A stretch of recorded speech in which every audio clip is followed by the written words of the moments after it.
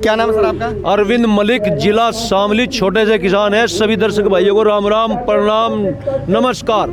और ये जो अखिल भारतीय न्यूज चैनल है, आप इसको ज़्यादा से ज़्यादा शेयर कीजिए। हम इसका बार बार धन्यवाद करते हैं, सैल्यूट करते हैं, शेयर करिए, क्योंकि इन्होंने हमारी सच्चाई को, जो देश में घटित हो रहा है उसको, और किसानों के, मजदूरों के, आम आदमी के दुख को आप लोगों तक बिल्कुल रूबरू कराया है। इसलिए इनको बार बार धन्यवाद हम करते हैं। ऐसे लोगों की देश में सख्त आवश्यकता है, जो सच्चाई का ये एक चौथा स्तंभ है। सर इन कानूनों को आप क्यों निगलेक्ट कर रहे हैं? इसके पीछे क्या है जो आपको नहीं पसंद है, किसानों को नहीं पसंद है? देखिए, किसानों के लिए कॉन्ट्रैक्ट फार्मिंग, ठेका खेती, नंबर एक बात मैं आपको बताऊं, ठेका खेती किसान नहीं करता। कारपोरेट जगत आएगा और कॉन्ट्रैक्ट फार्मिंग करेगा। अब इसमें दिक्कत क्या है? ये सब कह रहे हैं कि भाई क्या दिक्कत है, क्या दिक्कत है, क्यों समझ में नहीं आ रहा। हम आपको समझाते हैं क्या दिक्कत है। कोई जो बड़ा कॉन्ट्रैक्टर जमीन को ठेके पे लेगा, वो कम से कम 1000 बीघे या 500 बीघे जमीन एक्वायर करेगा। एक्वायर कौन कराएगा? पहला प्रश्न तो ये है। वो गाँव का प्रधान करवाएगा, या गाँव के अलग अलग लोगों से मिलेगा, या उसे SDM करवाएगा, या उसे DM करवाएगा। एक बात तो ये, यदि उस 1000 बीघे के बीच में मेरे 5 बीघे ज़मीन आती है, मेरे छोटे भाई, मेरे पड़ोसी की 3 बीघे ज़मीन आती है, और उससे मेरा जो और पड़ोसी है उसकी 4 बीघे ज़मीन आती है, और हम 3 लोग उन्हें ज़मीन नहीं देना चाहते, तो उसका क्या प्रावधान होगा? कोई क्लियर बात इसमें नहीं है। हम तो देना ही नहीं चाहते, तो हमसे वो ज़बरदस्ती होगी, इसमें कोई दो राह की बात नहीं है। क्योंकि जब भी हाईवे निकले हैं सरकार ने एक्वायर किया है, लेकिन ये अलग बात है, कॉन्ट्रैक्ट फार्मिंग की बात अलग है। वो ज़बरदस्ती एक्वायर होगा। SDM, हमारी इतनी पावर नहीं है कि हम SDM के सामने टिक सकें। प्रशासन और शासन के सामने एक अकेला 5 बीघे का किसान नहीं टिक सकता। वो अपनी ज़मीन को उसमें बाध्य हो जाएगा। ये एक फैक्ट है। यहाँ बिल्कुल ये गलत हो गया। एक और बात, जब वो वहाँ आएगा, वो मकान भी बनाएगा, वो टीन शेड भी डाल लेगा, वो बहुत कुछ डाल लेगा। ये क्लियर नहीं है। वो अगर बैंक, उसके पास पैसा हो सकता है 20 करोड़, 50 करोड़, 20 अरब, लेकिन वो बैंक से सहायता लेगा, वो उस फसल पर लोन भी लेगा, उन मकानों पे भी उसका जो है सब चीज़ इंक्लूड होगी। जब वो पाड़ का जाएगा, या उसका दिवालिया निकल गया, तब उस पैसे को क्या होगा? क्या बैंक उस ज़मीन को एक्वायर करेगा? ये उसमें कोई क्लियर नहीं है मामला। तो 2-3 बात ये ऐसी है कि जो किसानों के समझ की बात है, जिसमें किसान का कोई फ़ायदा इसमें नहीं है। जैसे कि मैं एक एग्जांपल देता हूँ, कारपोरेट, देखिए बढ़िया क्या है, व्यापार में जो आदमी 5 रुपये का इन्वेस्ट करता है, वो 7 रुपये वापसी की उम्मीद करता है, तब वो 5 रुपये इन्वेस्ट करता है। ऐसा कोई मूर्ख आदमी नहीं है। प्रधानमंत्री जी ने कहा है किसानों की आय दुगनी करेंगे। इतना मूर्ख कौन है जो अपने पैसे से दूसरे व्यक्ति की आय दुगनी करेगा? मुझे तो आज तक ऐसा देश में कोई व्यक्ति नजर आया नहीं। वो अपनी आय करेगा। बात हो रही है उसकी आय की, लेकिन उसकी आय नहीं होगी, वो किसी और की आय की बात है। जिसको सामने नहीं लाया जा रहा, उसकी आय की बात हो रही है। ये एक सिंपल सी बात है, सब लोग जानते हैं। एकदम सही। बढ़िया जो दुकान कर रहा है, वो भाई मेरी आय क्यों करेगा? वो अपनी दुकान क्यों चलावेगा? वो अपने फायदे के लिए दुकान चलावेगा। वो जिसके घर में दुकान करेगा, उसका फायदा क्यों करेगा? उसे किराया दे सकता है, लेकिन किराया कितना देगा? जब उसे दिवालियापन होगा, घाटा होगा, तो धीरे धीरे वो क्या करेगा? उस किराए को भी रोक देगा। आखिरी में कोई जैसा होता रहेगा उसके साथ होता रहेगा। तो ये एक बहुत नाजुक बात है, और ये चलने वाली बात किसानों के हक में नहीं है। दूसरी बात, भाई बात है भंडारण की। इसमें डर सच्चा नहीं, वाकई में ही डर सच्चा है। कहते हैं कि बस डरो मत, संभावनाएं हैं। आप एक बात बताओ, एक व्यक्ति के हाथ में यदि सारे देश का गेहूं दे दे, तो वो क्या करेगा? वो उस गेहूं को उस बेस पे बेचेगा। सपोज करो 1 क्विंटल गेहूं सारे देश में हुआ, मान लो एक कम्युनिटी में 1 क्विंटल गेहूं हुआ, उसने वो खरीद लिया सारा। जिसने उसमें से रखना था वो तो रख लिया, उसके बाद 1 क्विंटल ले लिया। उस 1 क्विंटल को उसने खरीदा, मान के चलो 100 रुपये पे। उसने उसका इतना रेट बढ़ा दिया कि 20 किलो में उसके 100 रुपये पूरे हो गए। वाह, 80 किलो अनाज उसका बच गया। अब उसका बचो, वो पड़ा रहो, उसके पैसे हो गए पूरे। अब उस 80 किलो को वो कितने रुपए में डाल लगा? यानी कि 1600 रुपये में बेचेगा वो। समझ लो भाई तमाशा क्या है। उस पर कोई अंकुश नहीं है। लड़ाई अब पहले क्या थी?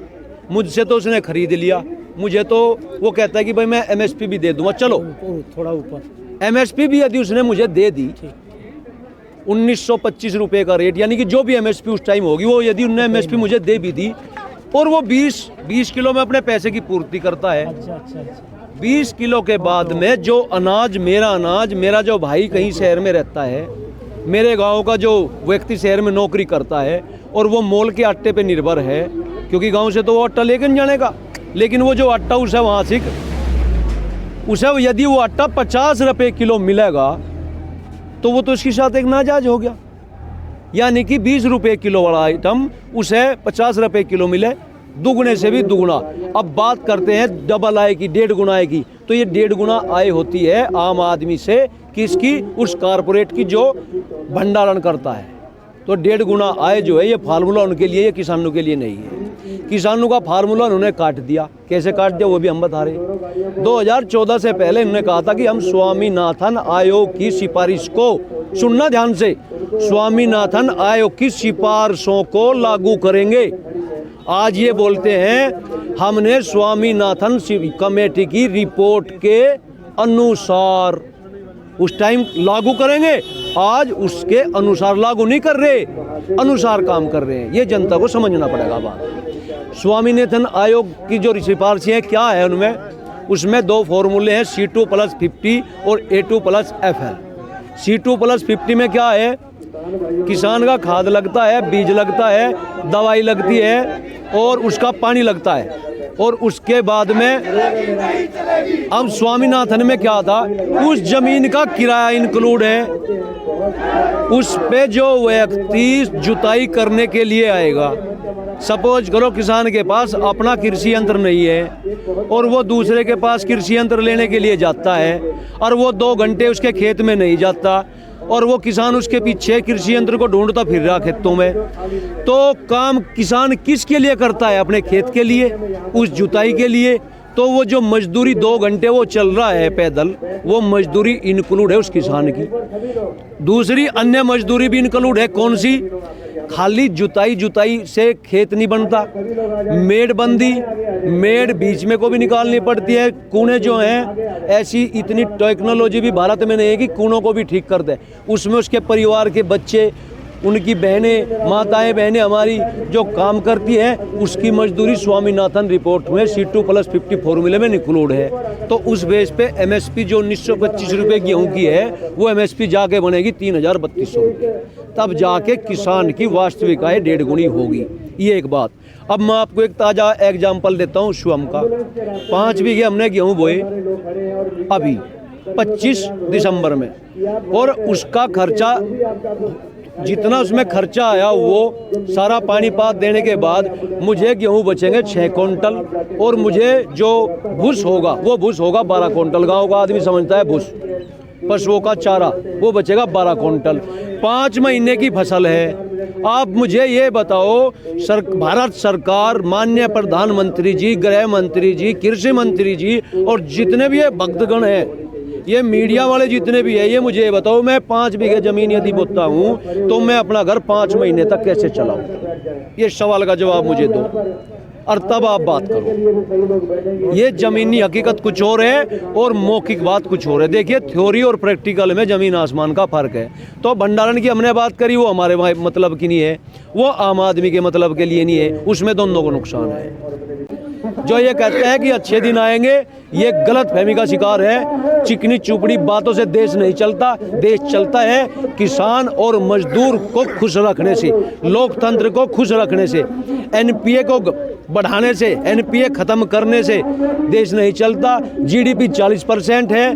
2 करोड़ रोजगार की बात सरकार ने कही थी, प्रत्येक ईयर 2 करोड़ लोग रोजगारों को, बेरोजगारों को रोजगार देंगे।